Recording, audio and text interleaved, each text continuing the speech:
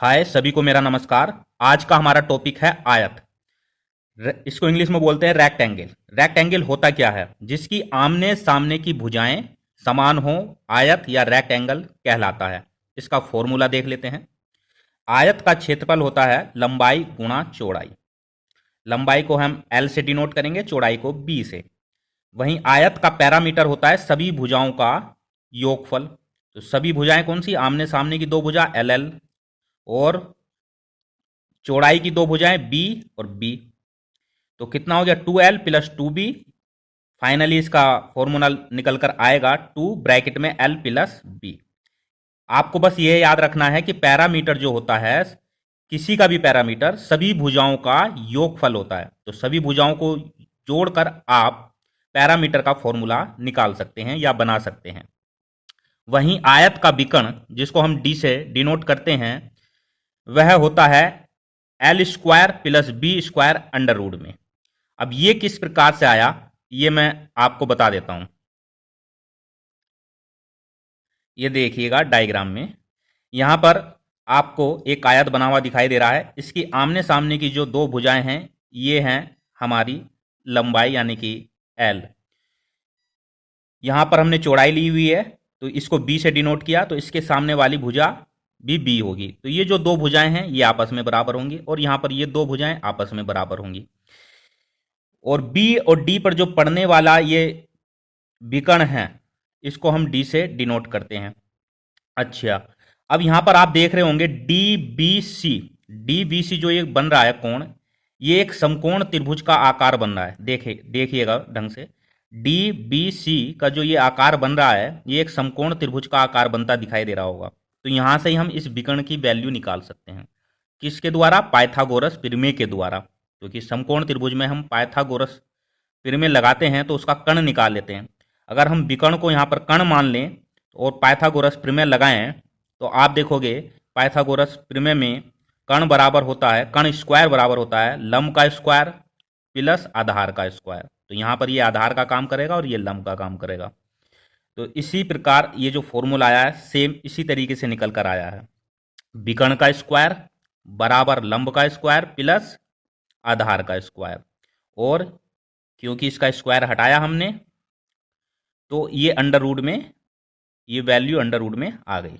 तो आप समझ गए होंगे किस प्रकार से हम यहाँ पर आयत का विकर्ण निकाल सकते हैं। तो आप अब भूलोगे नहीं। इस पर एक एग्जाम्पल देख लेते हैं। ये देखिएगा, ये एक आयत है। यहाँ पर हमको दो भुजाएं दे रखी हैं, 8 मीटर और 5 मीटर। तो आप जानते हैं कि आयत की आमने सामने की भुजाएं समान होती हैं। अगर ये 5 है, ये 8 है, तो इसके सामने की 5 होगी और इसके सामने की 8 होगी। अगर वह इसकी लंबाई और चौड़ाई दे रखी है और क्षेत्रफल निकलवा रहा है, तो किस प्रकार निकालेंगे? तो लिखेंगे क्षेत्रफल बराबर होगा लंबाई गुणा चौड़ाई। लंबाई हमको दे रखी है 8 इंटू चौड़ाई हमको दे रखी है 5, तो ये हो गया 40 मीटर स्क्वायर। क्षेत्रफल हमेशा स्क्वायर में होता है, जो भी उसकी यूनिट होती है। अगर वह इसका परिमाप निकलवा रहा है तो फिर किस प्रकार निकालेंगे? तो लिखेंगे परिमाप। परिमाप होता है सभी भुजाओं का योगफल। तो एक एल ये है, एक एल ये, तो 2L। एक बी ये है, एक बी ये है, तो 2B। हमारा फार्मूला निकल कर आया था इससे 2L प्लस B। यहाँ पर वैल्यू पुट कर देंगे 2, 8 प्लस 5, तो 8 और 5 13, और 13 दूनी 26, ये मीटर में आएगा। इससे रिलेटेड एक और एग्जाम्पल देख लेते हैं जिसमें हम विकर्ण निकालना सीखेंगे।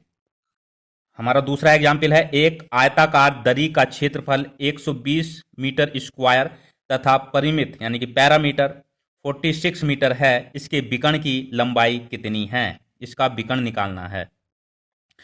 तो सबसे पहले जो दिया है वो लिख लेते हैं हमें, दरी का क्षेत्रफल। और दरी कैसी है? आयताकार है। तो L गुणा B यानी कि ये होता है क्षेत्रफल। कितना दिया हुआ है? 120 मीटर। ठीक है, ये लिख लेते हैं, इसको इक्वेशन फर्स्ट मान लेते हैं। दूसरा दिया है पैरामीटर। तो पैरामीटर हमारा क्या होता है? 2L प्लस B बराबर 46। यहां से हम क्या करते हैं, इस 2 को 46 के डिवाइड में ले जाते हैं, तो हमारा आया L प्लस B बराबर 46/2 और 2 से 46 को डिवाइड किया तो आया 23। एल प्लस बी बराबर 23 और यहाँ से हम एल की वैल्यू निकालने के लिए बी को दूसरे पक्ष की ओर ले जाएंगे, यानी कि 23 माइनस बी हो जाएगा।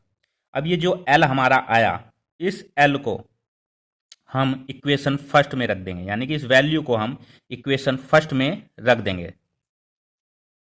देखिए इक्वेशन फर्स्ट है हमारी, इसको लिख देते हैं एल का मान इक्वेशन फर्स्ट में रखने पर रख देते हैं। तो 23 माइनस बी है, पहले लिख लेते हैं एक बार और, एल इंटू बी बराबर 120। एल के स्थान पर 23 माइनस बी इंटू बी बराबर 120। अब यहाँ पर अंडर इसका मल्टीप्लाई करेंगे तो 23 माइनस बी स्क्वायर, ये स्क्वायर हो जाएगा, ये 23 बी हो जाएगा, 23 बी बराबर में 120। अब इन दोनों पदों को इसी के पास ले जाते हैं तो ये हो जाएगा हमारा, बी को पहले लिख लेते हैं, माइनस में है यहाँ तो ये प्लस में हो जाएगा बी स्क्वायर, ये 23 बी प्लस में, ये माइनस का हो जाएगा यहाँ पर जाकर 23 बी, ये प्लस में है तो प्लस में ही रहेगा और यहाँ पर हमारे पास 0 बचेगा। ठीक, अब इसको गुणनखंड विधि द्वारा हम इसको सोल्व कर सकते हैं। तो गुणनखंड विधि से 120 के ऐसे फैक्टर करेंगे जिनका योगफल या अंतर 23 के इक्वल हो। तो ऐसा हमारा बैठ रहा है 15 अट्ठे 120 और 15 और 8 को जोड़ेंगे तो 23 आएगा। क्या आएगा? 23। अब देखिए बी स्क्वायर माइनस ऐसे ही रहने देते हैं तो क्या आया था हमारा 15 और 8, बी ऐसे ही रहने देते हैं प्लस 120 बराबर 0। बी स्क्वायर अंदर इसका मल्टीप्लाई करेंगे चिन्ह का, माइनस और प्लस माइनस 15 और साथों साथ बी का भी कर देते हैं अंदर मल्टीप्लाई, तो ये बी हो गया, माइनस प्लस माइनस साथ में हमारा बी चल रहा है तो 8b प्लस 120।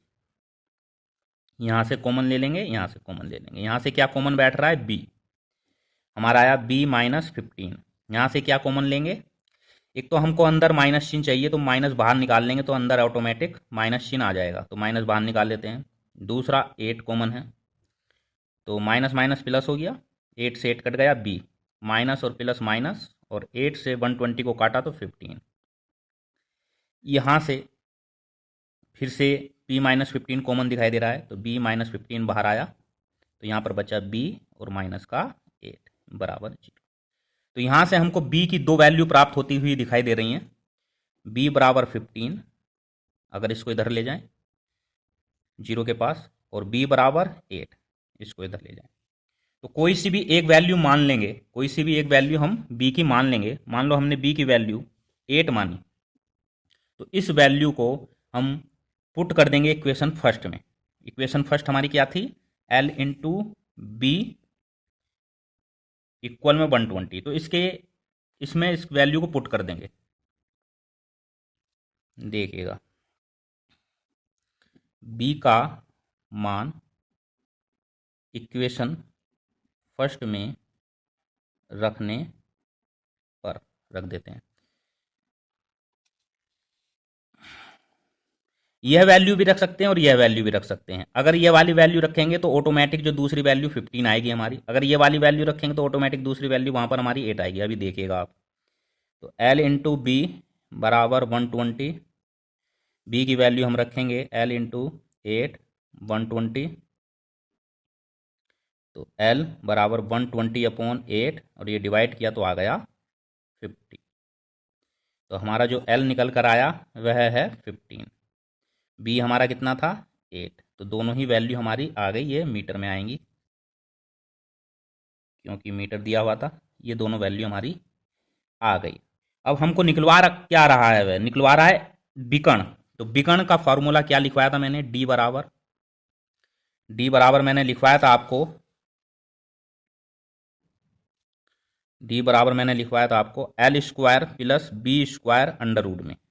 दोनों ही वैल्यू हमारे पास हैं, 15 का स्क्वायर प्लस 8 का स्क्वायर, ये अंडर रूट में। 15 225 प्लस 64 हो जाएगा 8 अट्ठे 64 और 15 15 225, ये अंडरवुड में। इनको अगर जोड़ दिया जाए तो ये आएगा 5 और 4 9, 6 और 2 8 और 2। इसके अगर फैक्टर कराए जाएँ तो ये होगा 17 इंटू 17 और ये कपल बन गया और एक कपल बाहर निकल कर आ जाएगा। ये कपल बाहर निकल कर आ जाएगा तो डी बराबर हमारा होगा 17 मीटर। ये हमारा फाइनल आंसर निकल गया। होप ये वीडियो आपको पसंद आई होगी। अगर आपको ये वीडियो पसंद आई है तो लाइक बटन पर हिट कीजिएगा और सब्सक्राइब करना ना भूलिएगा। जल्द ही आपसे एक नई वीडियो के साथ मिलते हैं। जब तक के लिए जय हिंद।